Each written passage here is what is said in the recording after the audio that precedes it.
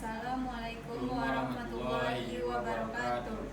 Baiklah, kami dari kelompok 4 ingin membuat video tentang mewawancarai mengenai kebudayaan dan kebiasaan di masyarakat Sialang-Munggu. Nama saya Ali Ferdiansyah. Nama saya Resti Amelia. Nama saya Alifa Nurga Ananta. Assalamualaikum Pak. Assalamualaikum warahmatullahi wabarakatuh. Apakah kami boleh meminta waktu Bapak sebentar? Boleh.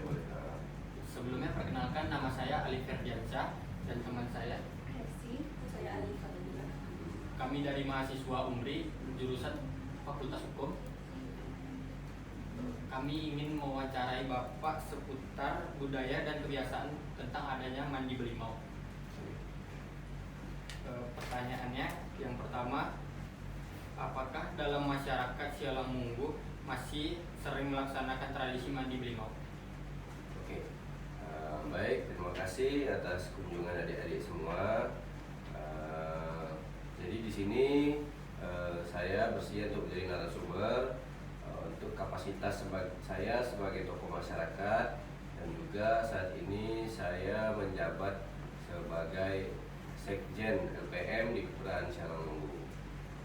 Benar apa yang tadi Ananda tanyakan, kita masyarakat di Sialang-Munggu saat ini ada sebuah tradisi yang selalu kita adakan sejak dari generasi-generasi sebelumnya. Kakek moyang kita, warga Sialang-Munggu yang dulu pertama kali mendiami daerah Panam itu yang namanya Tobek Godang. Jadi awalnya Panam itu adalah Tobek Godang itu. Jadi dari sana mereka kemudian berkembang, akhirnya sampai sekarang ini menjadi sebuah desa, sebuah kelurahan atau kecamatan yang kita ketahui adalah salah satu wilayah yang penduduknya terpadat di Kota Pekanbaru.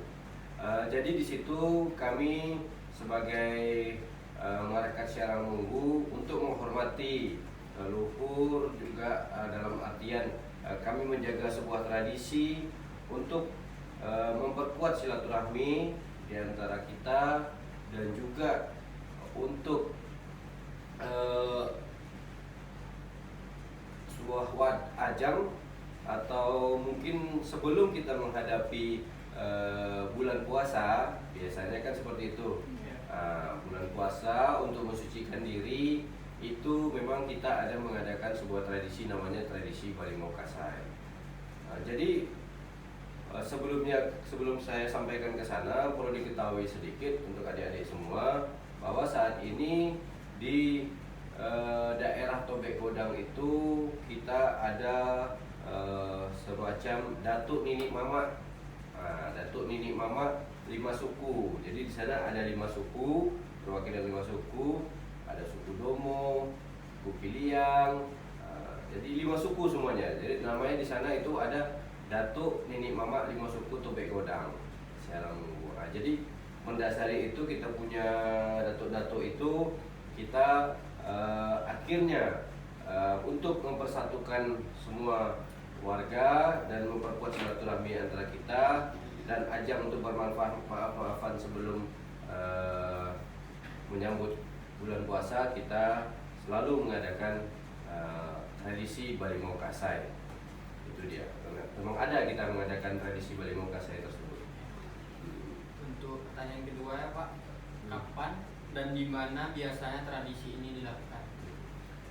Yaitu tadi tradisi Balimau Kasai, sekali lagi itu kita adakan kan biasanya adalah tradisi untuk mensucikan diri sebelum menghadapi bulan puasa. Jadi itu biasanya diadakan 1 hari sebelum bulan puasa, dan biasanya diadakan itu di Kelurahan Sialang-Munggu di Jalan Cipta Karya. Jadi itu ada beberapa rangkaian acara. Biasanya itu kita kemas dengan kegiatan-kegiatan yang positif lainnya, seperti kegiatan pentas seni budaya, terus UKM, dan juga ada pawai budaya kirap. Jadi kita semua seluruh warga hadir di lapangan, kita berarak mulai dari anak-anaknya, orang dewasanya sampai nenek mamaknya dengan membawa jamba seperti tradisi di Sumbar lah ya. Karena memang Kampar ini kan berkiblatnya ke Sumbar. Nah, jadi tetap ada kita adakan biasanya di Jalan Cipta Karya, Kelurahan Sialang Munggu, dan itu diadakan biasanya sehari sebelum bulan puasa. Dan itu dihadiri oleh seluruh warga masyarakat dan itu terdiri dari beberapa rangkaian acara. Gitu. Baik Pak, pertanyaan selanjutnya, apa makna tradisi ini bagi Bapak sendiri? Jadi kegiatan Bali Mokasai ini sendiri, jadi ini berbeda ya dengan Bali Mokasai yang sering kita dengar, karena kita unik gitu. Di Sialang Munggu itu di Tobek Godang itu sendiri, kita tradisi Bali Mokasai itu adalah sebuah acara sakral yang itu biasanya diawali dengan pawai budaya, kemudian nanti kita mandi balimau, tapi mandi balimaunya itu tidak di sungai, tapi di lapangan. Jadi nanti ada semua datuk-datuk itu hadir, nanti membacakan doa atau mungkin nanti menyiapkan air limau namanya. Air limau itulah yang diberikan secara simbolis, secara simbolis. Jadi tidak ada mandi-mandi yang seperti orang sungai menyatu dalam satu apa, kita tidak ada. Jadi kalau memang nanti ada berkumpul, nanti biasanya kita setelah nanti di limau itu nanti dimasukkan ke dalam ember, 5 ember sesuai dengan datuk-datuk nenek mamanya. Jadi kemudian nanti diberikan secara formalitas lah mungkin diberikan kepada kepala oleh datuk-datuk kepada kepala tokoh nantinya. Jadi itu dipercikkan di kepalanya begitu kan. Kemudian air itu dimasukin ke dalam sebuah tangki, nanti disemprot. Itulah kita mandi bersama, tapi itu pun juga dipisahkan. Ada batas antara yang perempuan dengan laki-laki, biasanya kita batas pakai kain. Jadi itu sebenarnya lebih kuatnya kepada ajang silaturahmi sebelum kita menghadapi bulan puasa, ya kita bermaaf-maafan dan mensucikan diri. Itulah sebenarnya inti dari kegiatan Bali Mokasai itu sendiri. Itu maksud dari kegiatan Bali Mokasai itu sendiri. Baik Pak, pertanyaan selanjutnya, apakah tujuan dilaksanakannya tradisi mandi balimau? Itu yang tadi saya sampaikan. Jadi tujuannya itu adalah untuk memperkuat silaturahmi.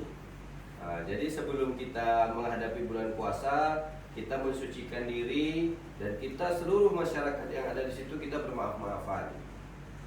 Jadi pada saat kita menghadapi bulan puasa, kita sudah siaplah untuk menghadapi bulan Ramadan itu sendiri. Karena kan kita paham kondisi sekarang di saat perkembangan masyarakat sudah semakin pesat, ya kan, teknologi juga semakin maju, kita sudah jarang hubungan antar masyarakat itu sedikit agak berjarak sekarang, begitu. Jadi tujuannya itulah untuk lebih memperkuat silaturahmi dan untuk bermaaf-maafan antara warga. Pertanyaan selanjutnya, apakah semua kalangan masyarakat masih mempercayai dan melakukan tradisi ini? Untuk tradisi itu mungkin tidak semua masyarakat ya sepaham dengan kita, dan itu kita pahami benar sebagai tokoh masyarakat. Tapi ini adalah kami menganggap ini adalah sebuah tradisi yang positif yang harus kita jaga, karena nanti itu juga biar anak cucu kita nanti paham, anak-anak kita generasi yang akan datang paham bahwa kita punya tradisi budaya untuk mempersatukan juga masyarakat. Makanya kita buat Bali Mokasai itu sendiri. Tapi ada sebagian masyarakat yang berpendapat bahwa itu bid'ah gitu ya, bid'ah atau mungkin tidak sesuai ajaran agama begitu ya. Mungkin kalau dari sudut pandang itu mungkin harus kita kaji dulu, apakah ini dipercaya betul oleh masyarakat sebagai sebuah ajaran atau sebuah keharusan, kan harus seperti itu dulu. Nah, tapi kalau hanya masyarakat sebatas hanya untuk ini seremonial yang mungkin tidak wajib, ya kan? Ini hanya untuk dengan tujuan-tujuan yang tadi saya sampaikan, untuk saling memaafkan, untuk memperkuat silaturahmi antar masyarakat, saya rasa sih itu tidak ada masalah.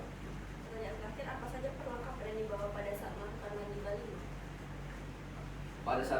Pada saat mandi balimau tadi kita prosesi balimau kasai itu sendiri berbeda dengan balimau kasai yang kita pahami selama ini. Kalau kita ada petang megang, ya kan, balimau kasai itu kan mandi di sungai beramai-ramai itu, antara muhrim, tidak muhrim, wanita perempuan bercampur aduk jadi satu. Jadi dengan adat balimau kasai sendiri di Sialamunggu itu kita biasanya yang tadi kita seremonial untuk mandi, nanti ada air jeruk nipis yang disiapkan, ada berupa 5 ember, kemudian nanti dibacakan doa oleh tokoh-tokoh kita, kemudian nanti dipercikan ke kepala para tokoh-tokoh itu oleh para datu-datu itu. Kemudian nanti biasanya kita siapkan itu air mancur dari pemadam kebakaran. Jadi nanti itu barulah ada prosesi mandinya, tapi itu hanya untuk anak-anak aja, orang dewasa nggak ada yang ikut biasanya. Gitu. Jadi lebih kepada untuk memeriahkan acaranya. Gitu. Yang intinya, yang sakralnya itu tadi bermaaf-maafan, dan tadi ada pawai budaya menunjukkan silaturahmi yang kuat antara warga, dan kita ada tradisi budaya juga. Jadi mungkin itu yang kita tonjolkan. Jadi tidak hanya mandi-mandi yang seperti yang ada di daerah lain gitu. Ada lagi, coba silakan ditanyakan. Ini terkait syirik. Itu syirik juga harus kita pahami itu. Ada nggak tradisi yang syirik gitu ya? Jadi kita harus paham dulu apa itu budaya, gitu kan? Budaya itu biasanya kan kalau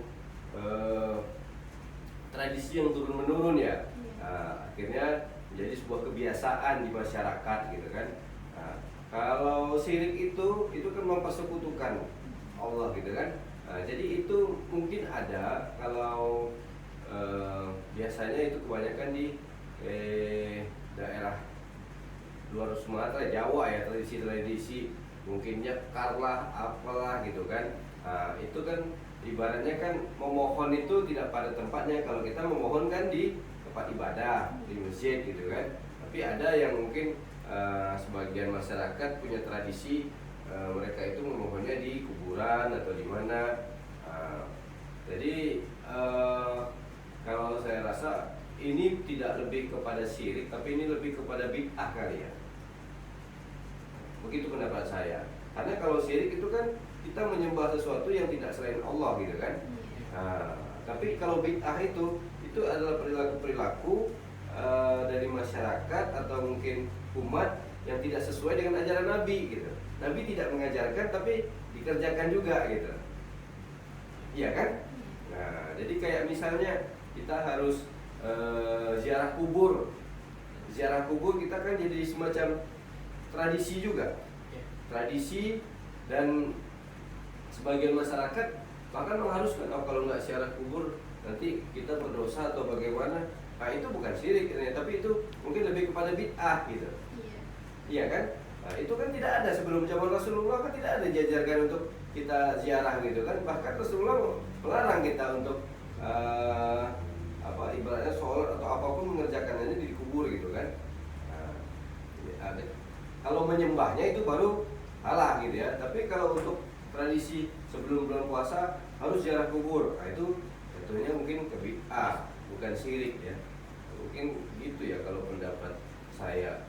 Jadi hubungan korelasi antara budaya dengan syirik ini lihat dulu nih, apakah dia mempersekutukan Allah atau hanya dia melaksanakan perbuatan-perbuatan yang tidak sejalan dengan ajaran Nabi Muhammad. Nah itu harus diluruskan.